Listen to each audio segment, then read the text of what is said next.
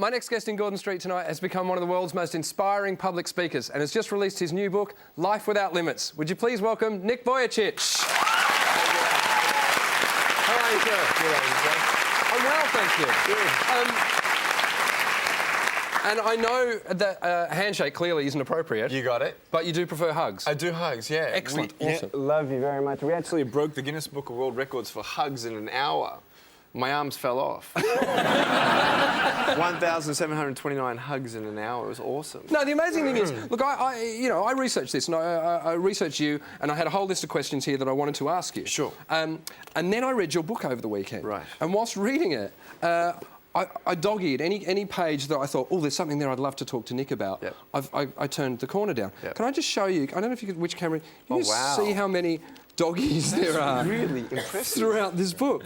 And you started to go, I'll dog ear the ones that aren't worth talking about. It'll be more efficient. Well, I only got halfway through because it takes forever, because I read a page and go, that's interesting, I need to fold that down. Good. So, do you know what? I'm going to keep these aside in case there's any questions I don't get to, but I'm basically just going to pick pages at random. Sure. And just ask you questions about the things that I wanted to ask you. You got it. This opened up on page 89. Don't ever interview Jesus.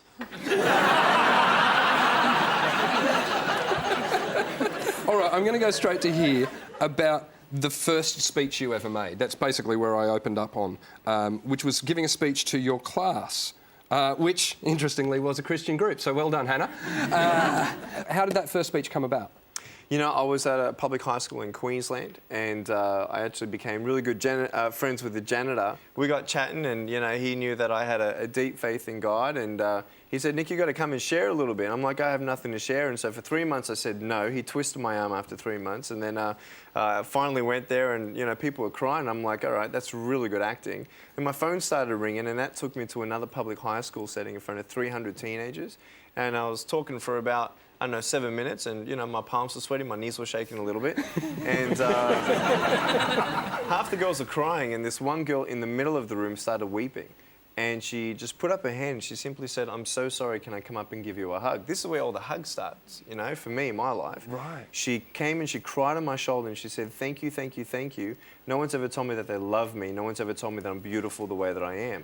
That changed my life, and I was halfway through my degree in, you know, accounting and financial planning, but I'm like, I knew I was born to be a speaker. Great, great feeling, yeah. And your message is one of hope. It's saying to people, no matter where you find yourself in life, you can get yourself out of it. There's hope ahead. That's right. Do you think the fact that you were born without arms and legs makes people take that message a bit more seriously? Definitely. I mean, it's very, very illustrative, you know, just very visual. You know, people are like, well, you know, I'm not going to complain again. I'm like, don't worry, Monday morning's around the corner, you're going to complain again.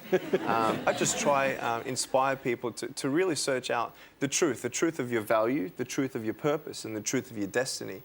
And the truth is, basically, I have no arms, no legs, and, you know, getting bullied at school at times, you know, was very difficult. But when the world says you're not good enough, get a second opinion. How do kids react generally when they see you? You know, if I was 5 years old, you know, kids are kids. So, yeah. You know, I don't hold anything against them, you know, and parents, they get embarrassed, you know, when they point their finger at me and, you know, sort of sometimes laugh, but normally, like, you know, curious, you know, like, where are your hands? And, you know, look up your sleeves and all that thing. And it's really cute sometimes. This kid actually looked at me, looked at my body, looked at my head, looked at my body, looked at my head and said, huh, well, at least you got a head. It's so awesome, man. It was unbelievable. Because this interview wouldn't be going quite as well if you didn't have a head. He nailed it. You're so good. And I love the fact that your sister refers to your left foot as chicken drumstick. Actually, they're watching. Can you say hi to my brother and my sister for me, Aaron and Michelle? Oh, yeah. Hey, Aaron. Hey, Michelle. Oh, and here's a question. Do they all have, you know, the usual amount of limbs? Good question. Yes, usual. Yes. Right. Well, I was going to say normal, and it went no, I love it. I'm just pulling your leg. All right. I didn't mean it that way. But my foot here, this is really cool. The chicken drumstick. The reason why we call it chicken drumstick was because my dog started chewing on it sometimes. And I had to hit him in the head a couple of times. And so I got two toes, so I can do the peace sign, peace. And I can actually type 43 words a minute on a normal computer. And after 2 cups of coffee, 53 words. Oh, yeah, because coffee affects you differently, doesn't it? Everything. You know, alcohol and caffeine and... Why is that? Sugar. I think the blood volume, I guess. Right. Yeah, and I get warmer as well. Arms and legs, you know, radiation, skin, surface, you know, just Yeah. cools the body down. So they reckon I'm hot. That's what they say. No, I'm joking. I've got some photos that Yeah. we've got prepared to show people, because Sure. what struck me the most about the photos that you've got here, and there are photos of Nick surfing, scuba diving, all that kind of stuff, Yeah. was just a photo of you. The first one is you as a 6-month-old. Oh. That is just the happiest little face. There's another one of you also on the beach. Yeah, it was really cool. It seems to me like you had an incredibly happy childhood. I did. You know, I had my ups and downs, and definitely, you know, through the times of ages 8 and 12, went through depression, and really was questioning the larger questions to life. You know, why am I here? Who am I supposed to be?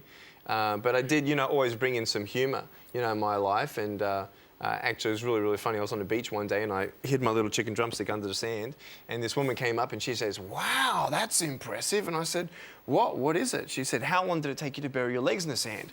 And I said, "A long time."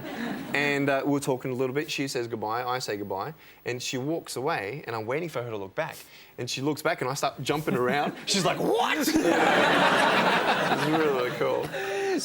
Do you pull practical jokes on people? Oh my gosh. We took an American Airlines flight from Dallas to Los Angeles, and I dressed up in a pilot's uniform and greeted the passengers as they got on the plane. It was really, really funny. And that's not the first prank you've played on No, a I plane got my either. friends put me in the overhead compartment scaring people. Here's the funniest story, if I can share just one more. Yeah, I'm in the go. front seat of a car. I'm not driving, don't worry, that would be funny. But we're at the traffic lights and this car comes up next to us. This girl's looking at me. So I'm looking at her, she's looking at me, and I'm thinking, cool. So I'm like, I'm going to freak her out, all right? So all she sees is my head, all right? I don't know which camera you're using here. I'm probably one of them, right, that one. So Yeah. just try to get my head, all right?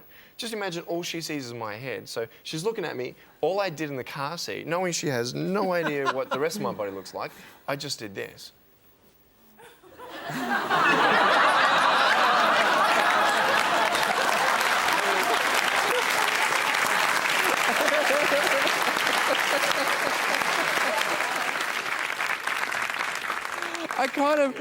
I've only asked one question.